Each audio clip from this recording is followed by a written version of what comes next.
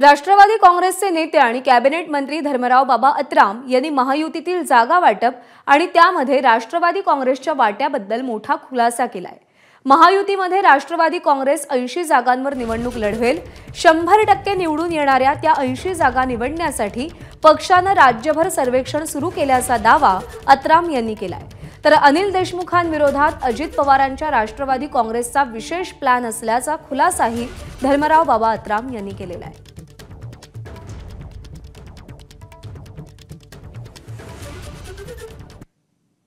जवळजवळ 288 जागाचा चाचपणी करायचा असा प्रकारचा आमचा विचार झाला होता आणि त्या दृष्टिकोनातून सर्वे सुरू आहे।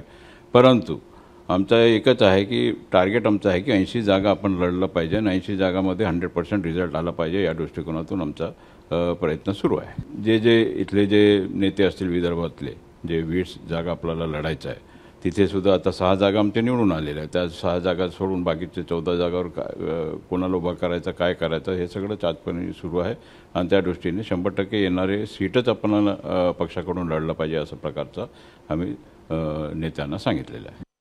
जर त्यांच्याकडे सक्षम उमेदवार असेल अनिल देशमुखच्या विरोधात लढायला तर त्या दृष्टिकोनातून ते तिथे महायुतीमध्ये ठरवतील कोणाला द्यायचं काय द्यायचं।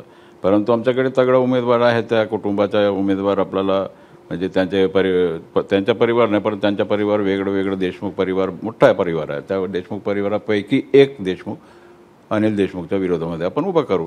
पण कोण सध्या तरी राष्ट्रवादी काँग्रेसमध्ये देशमुखांपैकी कोणीही असा प्रवेश केलेला दिसत नाही। नाही प्रवेश काय ते वेळेवर होते ना, प्रवेश करायला काय अडचण नाही। राजकारण काय आता ठरलेलं आहे का? प्रवेश भरपूर वेळ आहे प्रवेश करण्याकरता किंवा नॉमिनेशन करण्याकरता। आता इलेक्शन नोव्हेंबरमध्ये वोटिंग होईल असं आहे, तर म्हणून ते वेळ भरपूर आहे आपल्याकडे।